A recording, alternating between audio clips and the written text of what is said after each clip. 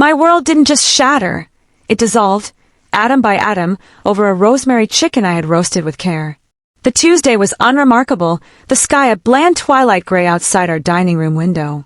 Mark, my husband of 12 years, put down his fork with a precise click that seemed to echo in the sudden silence. He had been quiet all through the meal, a distant look in his eyes I had mistakenly attributed to work stress. "Lily," he began, his voice unervingly calm. "We need to talk about our marriage." My heart, a moment before simply beating, now felt like a trapped bird fluttering against my ribs. "Okay," I said, my own voice a whisper. "What about it?" He took a slow sip of water, buying time, and then his gaze met mine. It was the gaze of a strategist, not a lover. "I think we should try an open marriage." The words didn't just hang in the air, they polluted it. They were ugly, foreign objects in our familiar space, amid the warm glow of the pendant light and the scent of the meal I'd prepared. A cold numbness spread from my core to my fingertips. I looked at his face, the faint lines around his eyes I'd watched deepen over the years, the familiar curve of his jaw, and I saw a stranger. "Why?" I finally managed to choke out, the words scraping my throat raw. "Why would you want that?" He offered me a weak, almost pitying smile. "I love you, Lily. You have to believe that. But we've fallen into a rut. We do the same things, see the same people. I feel stagnant. I think a little freedom, a little excitement, could be good for us. It could rekindle what we have." He presented it like a logical business proposal, a sensible next step for a partnership that needed restructuring. He used words like exploration and personal growth. But my brain, reeling, translated them into a simpler, more brutal truth. Asterisk, you are not enough. I am bored with you. Asterisk, the foundation of our life together, every shared memory and quiet promise, crumbled into dust in that instant. My heart wasn't cracking, it was being pulverized. I couldn't form a coherent argument. I just stared, my appetite gone, the food on my plate looking like ash. After a long, suffocating silence, I nodded slowly, my eyes dropping to my hands. I'll think about it," I whispered. I did not sleep. I lay rigid in our king-sized bed, a chasm of cold sheets between us, listening to the soft, regular rhythm of Mark's snoring. How could he sleep? How could his body and mind be at such peace mere hours after he had detonated a bomb in the center of our lives? My mind became a torturous cinema, replaying our history. I saw us meeting in college, him charming and quick-witted, sweeping me off my feet with his grand gestures and bigger dreams. I saw us painting our first apartment together, splattering each other with cheap white paint, laughing until we cried. I saw the quiet comfort of Saturday mornings, reading the paper in companionable silence. I had believed in the story we were building. I had thought the plot was one of enduring, comfortable love. Now, I felt like the world's greatest fool. The word bored echoed in the dark room, a taunting mantra. Was I boring? Had I, in the comfortable domesticity of our life, let the interesting parts of myself wither away? I slipped out of bed and stood before the dark window, my reflection a ghostly pallor in the glass. I was 35. There were fine lines at my eyes that hadn't been there a decade ago, and my hair was pulled back in a simple, messy bun. I looked tired, yes, and sad, but I was still me. Lily, the woman who loved old jazz records and terrible horror movies, who could bake a perfect sourdough loaf and argue passionately about politics. Was that not enough? Tears, hot and silent, streamed down my face, each one a testament to my pain. But then, something else began to stir in the pit of my stomach, a sensation so foreign it took me a moment to recognize it. It was a spark, a tiny, defiant spark of anger. It cut through the grief like a laser. This wasn't about us growing or rekindling. He didn't want to fix our marriage. He wanted permission to cheat without the guilt.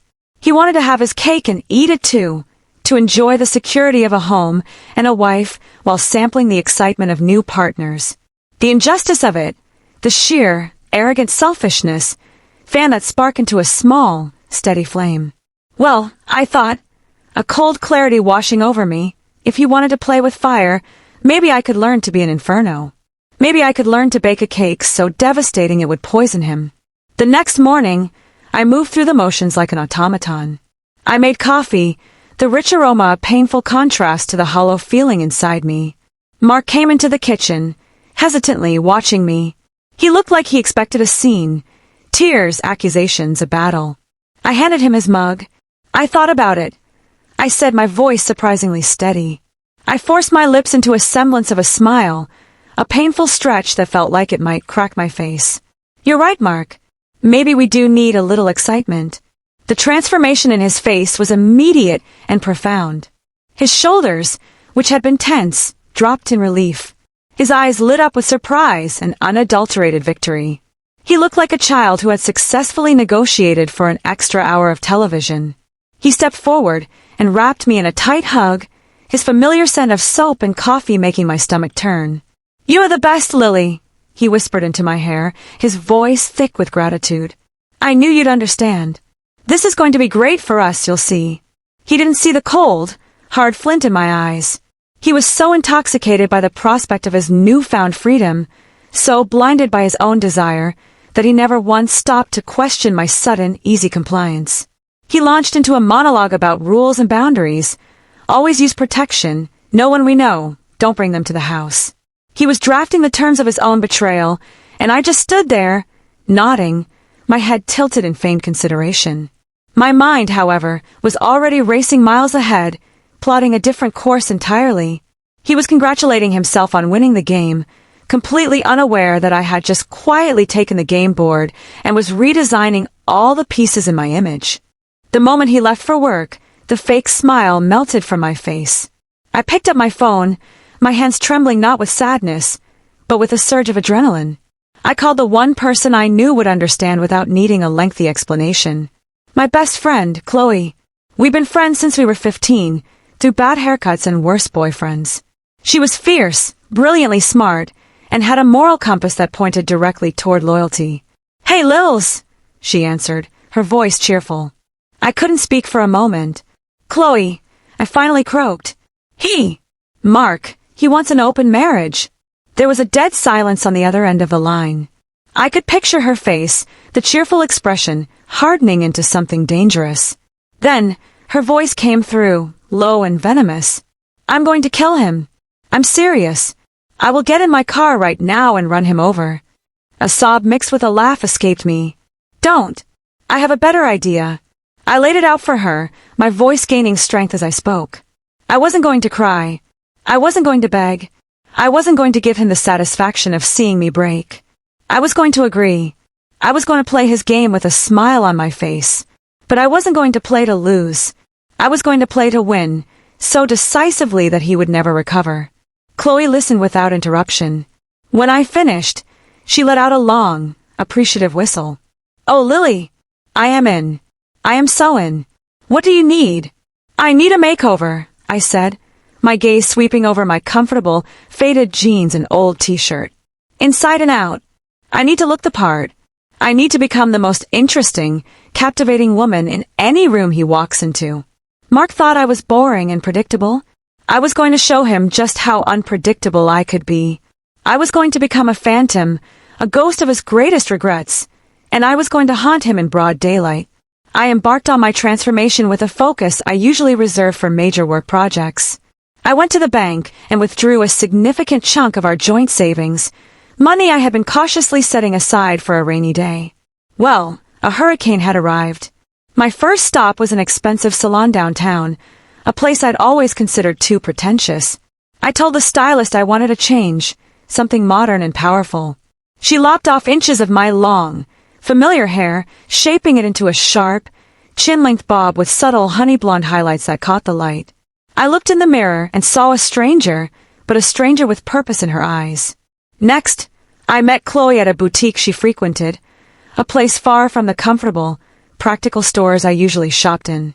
I tried on clothes that felt like costumes at first, a tailored blazer that nipped in at my waist, a sleek black dress that whispered of confidence, a pair of trousers that made my legs look a mile long.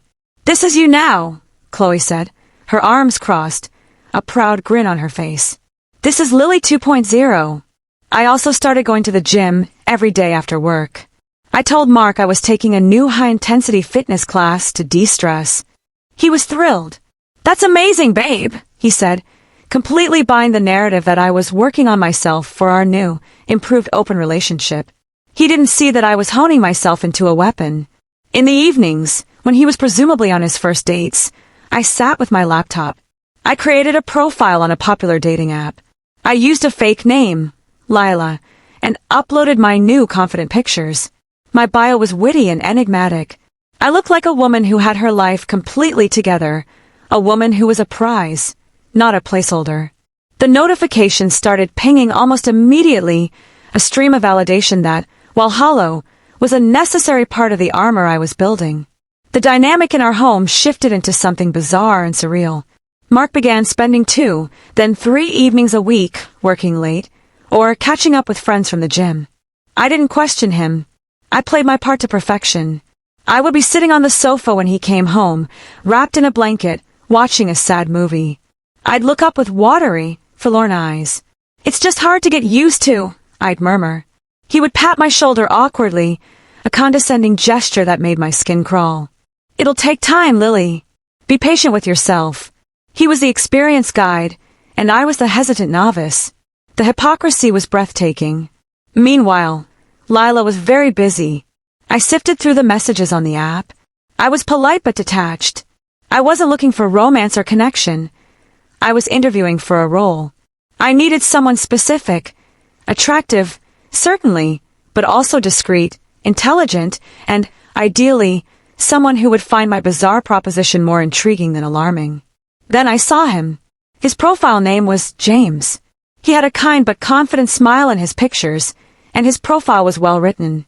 He was a financial consultant who had recently moved to the city. His profile stated he was busy building his career and wasn't looking for anything heavy or serious.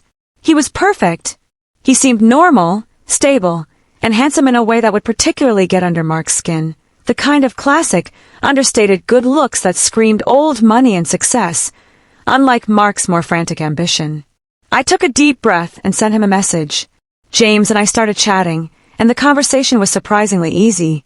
He was witty, asked good questions, and didn't resort to cheesy pickup lines. We talked about books, travel, and the awkwardness of dating in a new city. After 3 days of steady, enjoyable conversation, I decided to take the leap. I couldn't base my entire plan on a lie with him. I needed a willing accomplice, not a duped pawn. "James," I typed, my fingers trembling slightly. "I need to be honest with you. My name isn't Lila. It's Lily, and I'm married." I poured out the whole story. Mark's dinner proposal, my heartbreak, my cold, calculated decision for revenge. I told him about the upcoming company gala, the most important night on my husband's social calendar. "I need a date," I wrote. "I need someone charming, confident, and handsome who can make my husband feel insignificant in his own world. I need to make him so jealous he can't see straight." I sent the message and felt a wave of nausea. I had just handed a stranger the blueprint to my humiliation and my plan for retaliation. He could screenshot it, send it to Mark, expose me as a scheming harpy. The minutes stretched on endlessly. Then my phone buzzed. His response was not what I expected. "Well, Lily," it began. "I have to admit, that's the most interesting offer I've ever received. Most women just want to know my salary. You're offering a role in a psychological thriller. Count me in. I'm fascinated to meet the woman who plans revenge with this much style." A wave of relief, so powerful it left me weak, washed over me. I had found my partner. The first act was ready to begin. Life at home settled into a bizarre and tense new normal. Mark and I would eat dinner together on the nights he was home, making stilted conversation about work, the neighbors, the weather, anything but the giant, writhing elephant in the room. He seemed happier, lighter, often whistling as he shaved in the morning. I wondered who she was, or who they were. Was it someone from his office? The gym?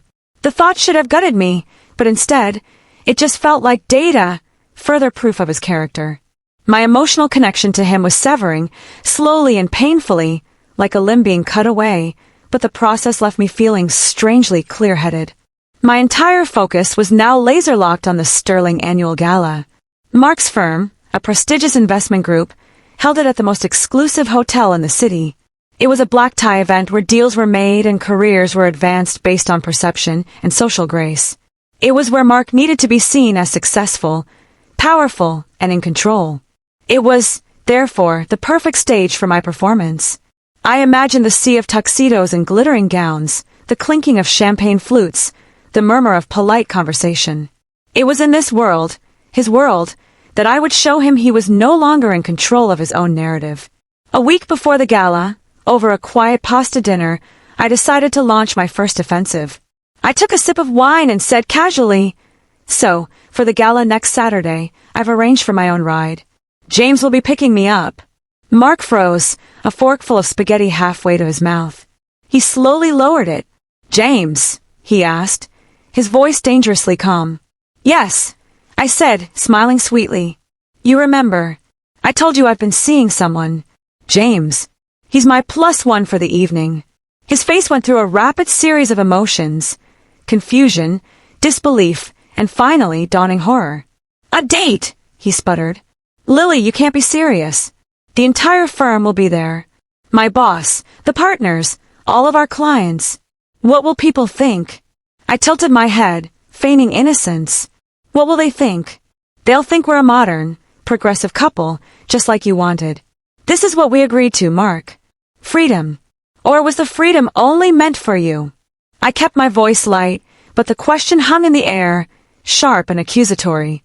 He began to splutter, his arguments collapsing under the weight of his own hypocrisy. It's just not the right venue for this. It's a professional event." "I think it's the perfect venue," I countered calmly. "It's a social event, and I'm being social. Besides, James is a lovely guy. He's a financial consultant. Very successful. I think you'll really like him." The look on his face was priceless. It was the first time I had seen genuine, unadulterated worry in his eyes since this began. He was realizing, too late, that his clever idea had a sharp, double-edged blade. The following Saturday, Chloe and I went on a mission. We spent the entire day hunting for the perfect dress. It couldn't just be beautiful, it had to be a statement. We went from boutique to boutique, until finally, in a small, exclusive shop, I found it. It was a deep, blood-red gown, cut from a heavy, liquid silk that draped and moved with an impossible elegance. It was backless, with a neckline that was both sophisticated and daring. When I emerged from the fitting room, Chloe's jaw actually dropped. "Holy hell, Lily," she breathed. "He is not going to survive. You look like you should be running the world, not standing next to him." I looked in the trifold mirror, and for the first time, I didn't see the heartbroken wife. I saw a queen ready for war. The dress was my armor. I bought it without looking at the price tag. I bought matching strappy heels and borrowed a pair of my grandmother's diamond earrings from my mother, simple, brilliant teardrops that caught the light. Meanwhile, at home, Mark was sullen and withdrawn. He tried one more time, the night before the gala, to convince me to come alone. "It would just be easier, Lily," he pleaded. I simply smiled and continued packing my overnight bag for the hotel where I would be getting ready. The game was not just on. I was already winning. The day of the gala, I checked into the hotel room alone.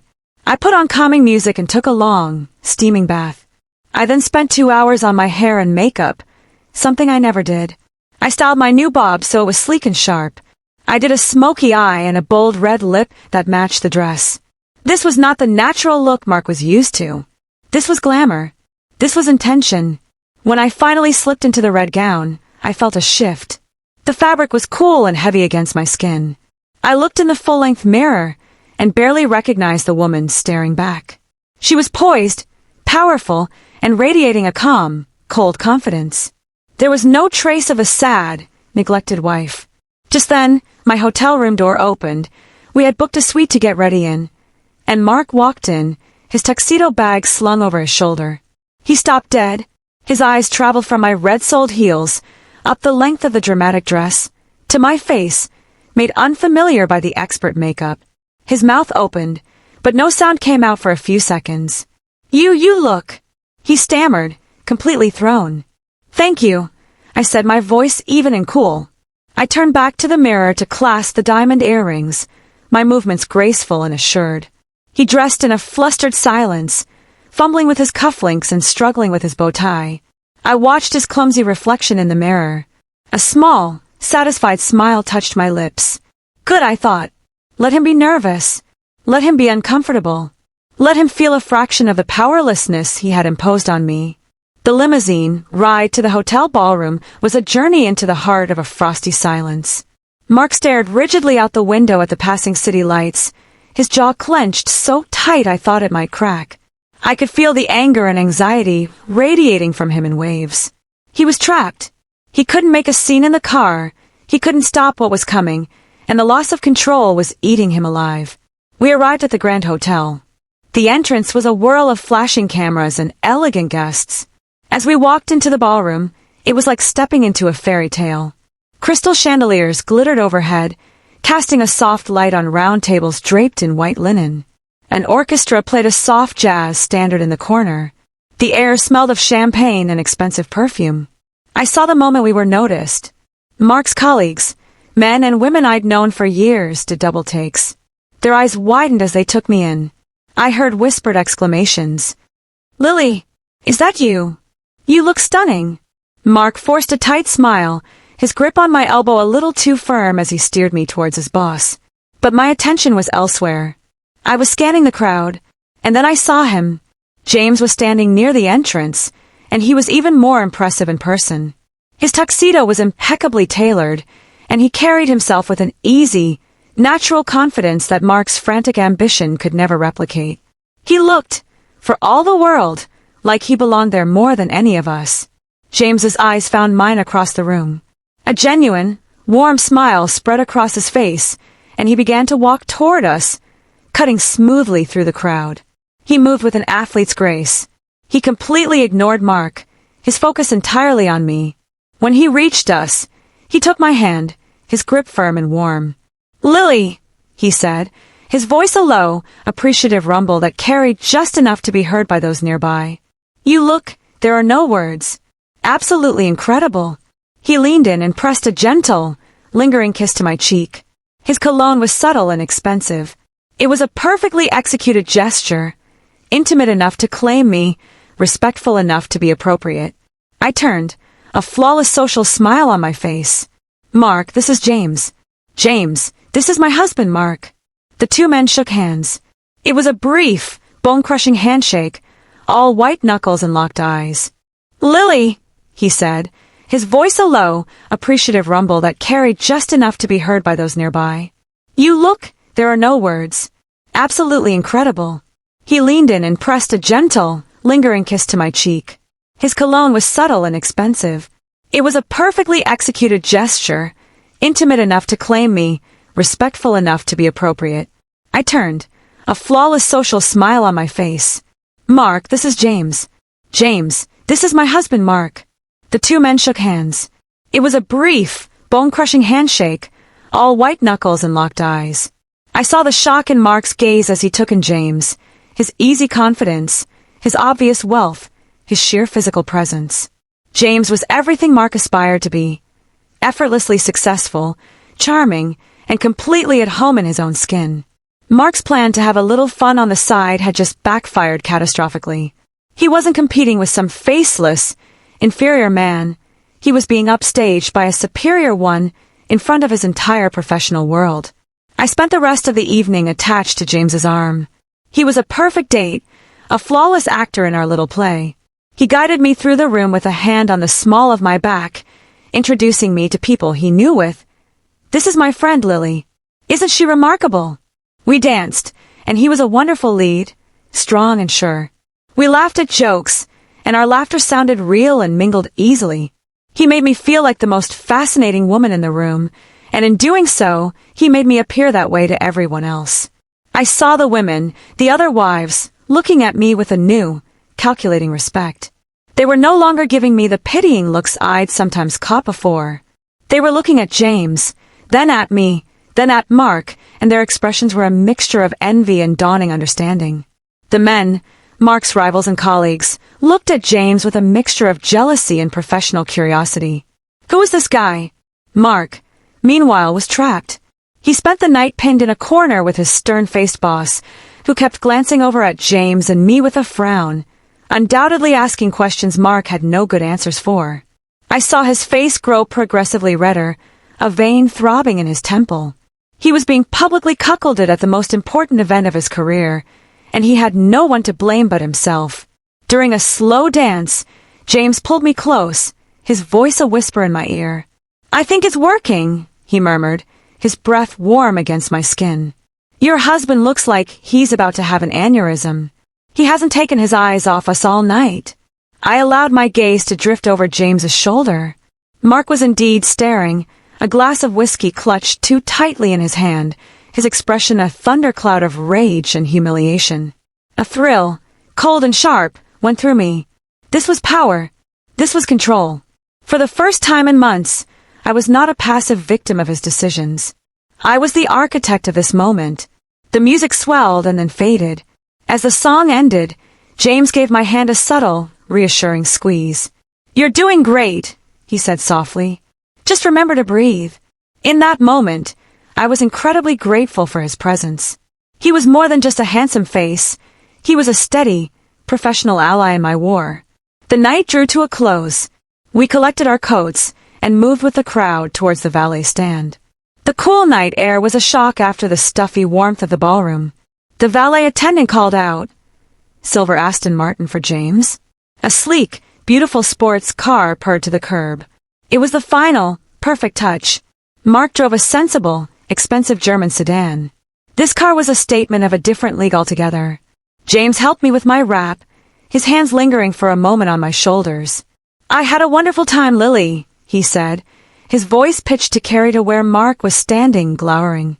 Then he turned and extended a hand to Mark. "It was a pleasure to meet you, Mark. You're a very lucky man." The words were polite, but the subtext was a masterclass in subtle aggression. He got into his car, the engine growled softly, and he merged into the night traffic, leaving us in his wake. Mark and I stood in stiff silence, waiting for our own, now seemingly mundane car. The drive home was a mobile tomb. The air was so thick with his suppressed fury, you could have cut it with a knife. The front door had barely clicked shut behind us when Mark exploded. The carefully maintained facade of a civilized businessman shattered into 1,000 pieces. "What the hell was that, Lily?" he roared, his voice echoing in the entryway. "You humiliated me. You made a complete and utter spectacle of yourself and me in front of my entire professional life. My boss was grilling me all night. Who is he? What does he do? Why is your wife with him?" I stood calmly, removing my earrings, placing them carefully on the console table. I met his rage with an unnerving stillness. "I was just using the freedom you gave me, Mark," I said, my voice quiet but clear. "You wanted an open marriage. You said it would be good for us. I was simply following your lead. This," I gestured vaguely, encompassing the entire evening, "is what it looks like." He raged on, a torrent of insecure, hypocritical vitriol. He ranted about James's car, his smug attitude, the way we danced. He accused me of trying to sabotage his career. "You're taking this too far," he finally yelled, spittle flying from his lips. I simply listened, my head tilted. I didn't interrupt. I didn't defend myself. I just let him talk, let him reveal the depth of his hypocrisy and his staggering double standards. He wanted all the freedom for himself and expected me to remain quietly on the shelf, a safe, boring backup plan. The mask was off, and the true, selfish core of him was on full, ugly display. The next morning, he tried to backtrack. The anger had been replaced by a panicked, wheedling tone. He found me in the kitchen, sipping my coffee. "Lily," he began, running a hand through his disheveled hair. I think we made a mistake. This open marriage thing. It was a bad idea. Let's just end it. Let's go back to how we were." I looked at him over the rim of my mug. I shook my head slowly, a small, cold smile playing on my lips. "I don't think so, Mark," I said. "I'm having fun. I really like James. He's interesting, he's kind, and he treats me like I'm fascinating. I think I'll keep seeing him." The panic in his eyes was real and deeply satisfying. He had lost all control of the situation he had created. He was no longer the puppet master. He was a puppet whose strings had been cut, and he was flailing. "Please, Lily," he begged, his voice cracking. "I'm sorry. I was an idiot. I love you. Let's just forget this ever happened." But it was too late for sorry. The damage was done. The image of me in that red dress, laughing with James, was burned into his brain. The whispers of his colleagues were echoing in his ears. The sorry wasn't for hurting me, it was for the consequences he was now facing. The damage is done, Mark, I said softly, and turned away to rinse my mug. The finality in my voice silenced him. I began seeing James regularly. I would tell Mark I had a date, dress up, and leave the house. But instead of meeting James, I would drive to Chloe's apartment. We would order takeout, watch reality TV, and laugh until we cried. It was therapy. But I made sure to come home and gush to Mark about my wonderful evenings. James took me to that new French restaurant on the waterfront, I'd say dreamily. The food was sublime. And he's so funny, Mark. He has this dry wit that just cracks me up. Mark became a ghost in our own home. He stopped going out almost entirely. He would mope around the house, his mood bleak and sour. He tried to casually ask questions about James, his questions laced with a pathetic jealousy. So, what does this James guy even see in you? He asked once, a cheap attempt to wound me. I just smiled. The same things you used to see, Mark. Before you got bored, the tables had not just turned, they had been flipped over and set on fire. He was now the jealous, insecure, and powerless one, trapped in a prison of his own design. A month after the gala, I decided it was time for the final move.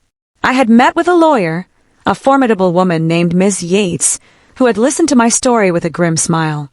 He gave you all the ammunition you need, she'd said. I invited Mark to sit down in the living room one Saturday afternoon. He looked hopeful, thinking I was finally ready to reconcile. Mark, I began, my voice calm and firm. I want a divorce. The color drained from his face. He looked like he'd been physically struck. What? No.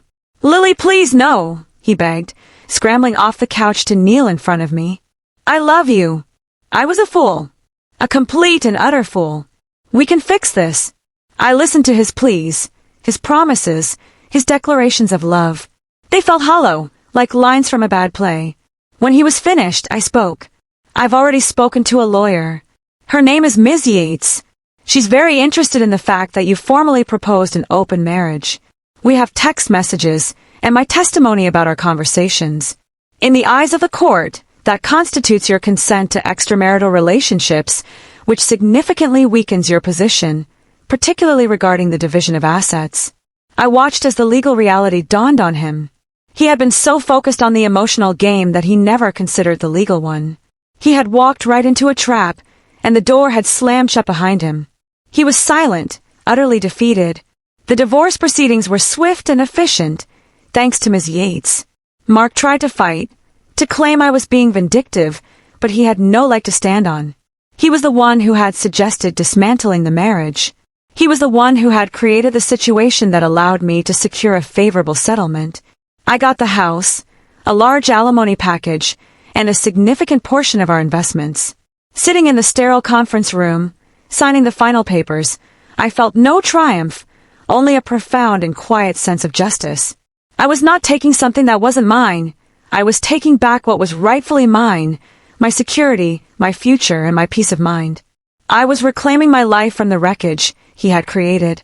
A few days after it was all over, I met James for a real coffee, my treat. We sat in a sunny cafe, a world away from the tension of the gala. It's done, I told him. The divorce is final. He smiled, a genuine, warm smile that reached his eyes. I'm happy for you, Lily. Truly. He confessed that he'd actually had a great time at the gala. You're a remarkable woman, he said. It was a privilege to play a small part in your escape. We talked for an hour about his work, my plans, about nothing of consequence. We parted as friends, with a warm hug. I was eternally grateful to him. He had been the perfect catalyst, the flawless instrument I needed to show Mark the caliber of person he had lost, and to restore my own sense of self-worth. I moved on with my life, not as a victim, but as a victor. I painted the walls of the house in colors Mark would have hated. I turned his old study into an art studio for myself and took up painting, splashing vibrant, bold colors onto large canvases. I spent more time with my friends, traveled with Chloe, and rediscovered the joys of my own company. I was happy. I was free. I heard through the grapevine that Mark was not doing well. He had moved into a sterile, one-bedroom apartment and was deeply depressed. His career had stagnated, the gala humiliation having tarnished his golden boy image. His great idea, his quest for excitement, had cost him his marriage, his home, his comfort, and his pride. He had received exactly what he deserved. Sometimes, in the quiet of my beautiful, peaceful house, I look back on that tumultuous time. I can hardly believe the journey I took from a devastated, betrayed wife to a confident, self-possessed woman. I learned that my strength was not defined by my relationship, but by my reaction to being broken. I didn't need Mark to be happy. In fact, his absence was what allowed my true happiness to flourish. His suggestion of an open marriage was the most painful thing he ever did to me, but in a strange, twisted way, it was also the greatest gift. It was the shock that jolted me awake. It set me free from a life of quiet compromise and unappreciated loyalty. So that's my story. My husband thought he could have it all, the security of a wife and the thrill of the chase. He thought I was too meek, too predictable, to do anything but quietly accept my diminished role. He was wrong. I didn't fight him with tears or screams. I didn't beg. I simply agreed with him, and then I stepped onto his playing field and demonstrated a mastery of the game he never knew he was in. He thought he was opening our marriage to new possibilities, but he was actually slamming the door shut on his old life, locking himself out forever. And I turned around, walked straight out the other side, and into a life that was infinitely better, brighter, and entirely my own. So, I'll leave you with this. If you were in my shoes, standing in the wreckage of a 12-year marriage, would you have simply walked away? Or would you have done exactly what I did?